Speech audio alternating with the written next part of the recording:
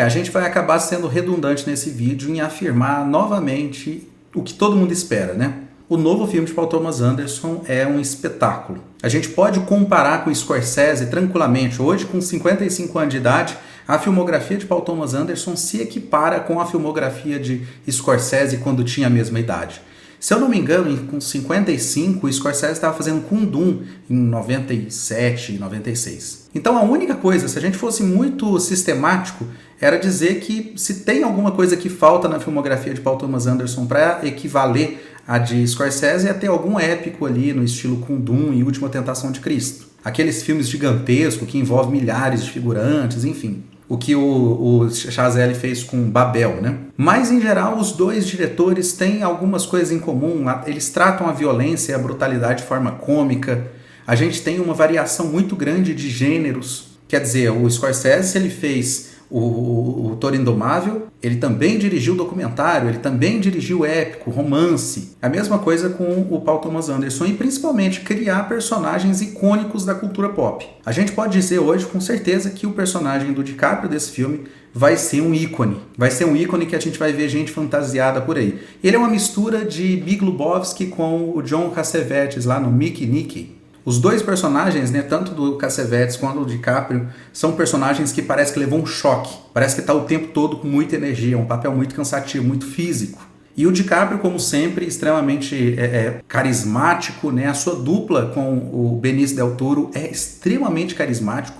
Tem alguns momentos no filme que lembra até Breaking Bad na sua montagem, na sua direção, enfim. Mas, assim, se existe alguma coisa que faz esse filme soar de forma estranha para algum público, é a sua escrita. A sua escrita ele não vai seguir uma convenção muito tradicional. Quer dizer, a apresentação de personagem no primeiro ato e por aí vai. A gente não tem apresentação de personagem nesse filme. Eu até brinco que esse filme começa trupicando. A gente não entende o que está acontecendo, quem são essas pessoas. A gente não entende qual é a relação entre eles. A gente vai entendendo e acostumando com personagens são estranhos. O personagem do Champagne, que é um coronel, ele é muito carismático, ao mesmo tempo que ele é uma mistura de grosseiro, incompreensível em certo nível. A gente não entende por que ele está reagindo daquela forma, principalmente a primeira aparição dele. E é incompreensível a ponto da gente, em momento algum, conseguir compreender. A gente só acostuma com ele, entende? Então o filme ele vai contar com o nosso bom senso de espera e vê e vai indo que uma hora se acostuma. A gente não vai te apresentar quem são eles. Já que eu falei de Champagne, a gente tem que dizer que o destaque do filme, por incrível que pareça, é o personagem de Champagne. Tudo bem, o protagonista, como eu disse, é extremamente carismático, vai ser um marco da cultura, mas o que Champagne traz nesse personagem é absurdo. Ele mistura uma caricatura que não consegue chegar no galhofa, é impressionante. É uma caricatura do vilão tradicional, Darth Vader, imparável, que vai atrás da próxima vítima. Ele é o antagonista mais clássico que você pode imaginar. Mas ao mesmo tempo ele é engraçado, ele é curioso. A gente sente uma pena dele em certo nível, de quão idiota esse personagem consegue ser, mas a gente vê que o texto desse filme tenta trazer algum tipo de identificação para o público, quando coloca vulnerável, quando coloca como uma pessoa que está querendo a aprovação dos outros, muitas das vezes não consegue. Então a gente fica com pena ao mesmo tempo que a gente quer que esse personagem morra. Eu até brinco que durante a sessão eu senti que o personagem do Champagne, ele estava a um fio da redenção. Ele está o tempo todo com uma facilidade tremenda da gente aceitar aquela redenção daquele personagem. Redenção. Tudo bem, se trata de um nazista, se trata de uma pessoa extremamente asquerosa. Mas, como eu disse, pela escrita do roteiro, trazer vulnerabilidade, trazer essa questão da aceitação e ele não está se encaixando dentro de nenhum universo, a gente consegue ter pena dele. E eu acho que essa é a maior tragédia para um cara preconceituoso e nazista como ele é se achar tão superior, mas o que ele consegue transmitir para as pessoas é pena. A gente tem pena dele na última cena. Então o que eles constroem nesse personagem é extremamente complexo, assim como a personagem da Tiana Taylor.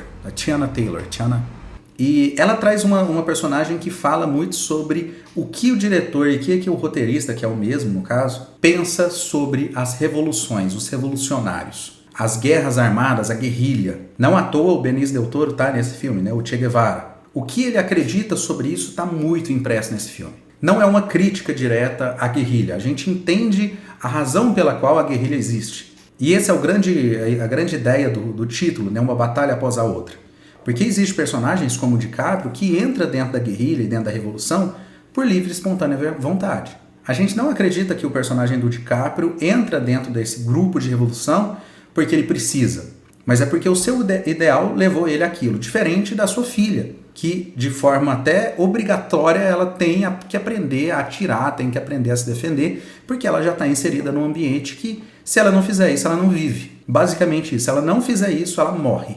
Então a gente entende que a guerrilha, em certos níveis, ela é obrigatória. Ela acaba surgindo de forma involuntária por causa de pressão do Estado, enfim. Então essa é uma batalha após a outra. A gente entende, por exemplo, que os mestiços, né, que é a forma com que o filme se refere, têm que lutar diariamente para conseguir o básico, assim como os índios, os tradicionais, né? O pele vermelha, como o próprio soldado diz, inclusive tem uma cena interessante. Reparam que tem um cara de barba lisa em certo momento, um soldado que tem uma tatuagem de um índio morto. O filme nem dá foco nisso, mas ele está interagindo com o índio durante essa cena. Então existe uma camada muito grande de pessoas na América que estão lutando diariamente para conseguir o básico. Porém, isso não traz completamente o seu alvará pela todas as suas atitudes que vem na telha. A gente vê, por exemplo, que a guerrilha, a revolução armada, a revolução violenta, como o próprio filme diz, que é a única revolução possível, ela tem que ser violenta, ela também mata inocente, ela também mata um trabalhador que estava só no caminho. Ela gera acidente de trânsito que pode matar uma família inteira que não tinha nada a ver com aquilo. Então o filme ele vai abordar todas essas possibilidades da guerrilha. E tudo que o governo... Aí eu acho maravilhoso, porque o filme ele não vai passar a mão na cabeça de ninguém. A gente vai ter uma ridicularização muito fina da própria guerrilha, que é a ponto de você ter uma organização que, na verdade, é tudo muito pessoal, não existe uma organização de fato, onde a gente está lutando por uma causa, mas, na verdade, o nosso interesse vem em primeiro lugar sempre. Tanto que não custa muito para a gente delatar alguém. E eles colocam, por exemplo, a própria guerrilha como pessoas que têm uma cultura da maconha e aquilo afeta seu intelecto a ponto de não conseguir lembrar o que as coisas, a relação entre as senhas e os códigos pré-estabelecidos. Então o filme vai ser corajoso nesse nível, mas ele não vai deixar de zoar e ridicularizar o governo inteiro. A Força Federal, existe uma cena que ele diz que foi abusado por trás. E aí é engraçado porque isso foi questão de tradução, porque o que ele diz no texto original é que ele foi estuprado ao contrário. Então entenda que na cabeça do personagem militar, o estupro só pode vir de um homem para uma mulher. Então quando ele sente que ele foi violentado em certo momento, ele se refere àquilo a como estupro invertido, que é uma clara referência ao racismo invertido. Mas é impressionante, porque aí a gente tem um personagem caricato, vários outros personagens que se estipulam a alta classe da sociedade, os brancos, a sociedade pura, mas no fundo daquela sala que todo mundo queria participar, todos aqueles brancos, nazistas, o caramba, a gente tem um pato, um cenário extremamente galhofa no fundo. A gente tem um design de produção que fala tudo que a gente tem que saber sobre a posição do diretor para qual aquela realidade. É ridículo tudo aquilo, é ridícula essa aceitação. Agora, a partir de agora, eu vou estar entrando em território de spoiler, tá? Então, se você não viu, o vídeo termina por aqui, deu super recomendando esse filme. Vamos entrar em spoiler agora. A última cena do Champagne, onde ele, depois de tudo aquilo, ele ainda procura aceitação do pessoal do grupo natalino, enfim, que é nada mais do que um grupo de nazistas, né? Que se auto-estipulam a sociedade alta dos puristas, dos homens brancos que não tiveram miscigenação e tal. Depois de tudo isso, ele é aceito dentro de uma sociedade, ele fica extremamente feliz. Depois de tudo aquilo que a gente estava realmente torcendo para uma redenção, ele não, cabeça dura, volta e tenta se explicar depois de tentar matar ele. E como ele morre? Com gás, do jeito que nazista gosta de matar, né? E é impressionante como o filme vai criando essas camadas de ridicularização. Ridiculariza os militares, o exército, a polícia federal, o governo, os presidentes, a guerrilha, o povo que apoia a guerrilha. A gente tem um cenário extremamente caótico de uma batalha que não chega em lugar nenhum na América e no mundo. Como eu disse, não é um filme que é extremamente convencional. A gente tem sim um antagonista que vai atrás do protagonista, enfim, mas as camadas, às vezes as coisas não estão acontecendo no mesmo nível.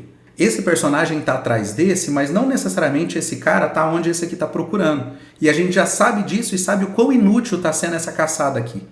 E essa caçada aqui é a grande ironia do filme. Que a gente tá vendo um personagem agindo de forma extremamente dedicada para uma inutilidade. Então repara como uma batalha após a outra é significativo. Novamente, a personagem da Taylor, né, da moça, Brooklyn, eu esqueci o nome dela. Enfim, a personagem que é a esposa do DiCaprio. Ela é a materialização de tudo. Ela é uma personagem que ela faz as coisas porque gosta, ela quer ser a revolucionária e tudo, mas você vê que lá no fundo ela faz as coisas por prazer. Então ela gosta de ver as coisas explodindo, tanto que aquilo dá ânimo para ela a ponto de ficar puxando o namorado enquanto as coisas estão explodindo atrás. A gente vê que existe um prazer real, carnal, e que matar para ela não faz muita diferença. E que no final das contas, delatar pessoas, né, que é no caso ela que faz isso, ela praticamente faz todos os amigos dela morrer, é algo extremamente imoral, mas que foi necessário para salvar sua própria pele. Ou seja, a revolução já não importa, o que importa é a minha pele agora.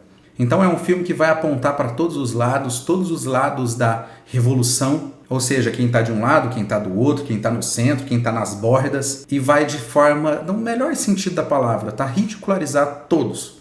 Então é isso, o comentário sobre uma batalha após a outra foi esse. Se gostou, deixa um like, um comentário, me fala o que você achou do filme de verdade. Então até o próximo vídeo e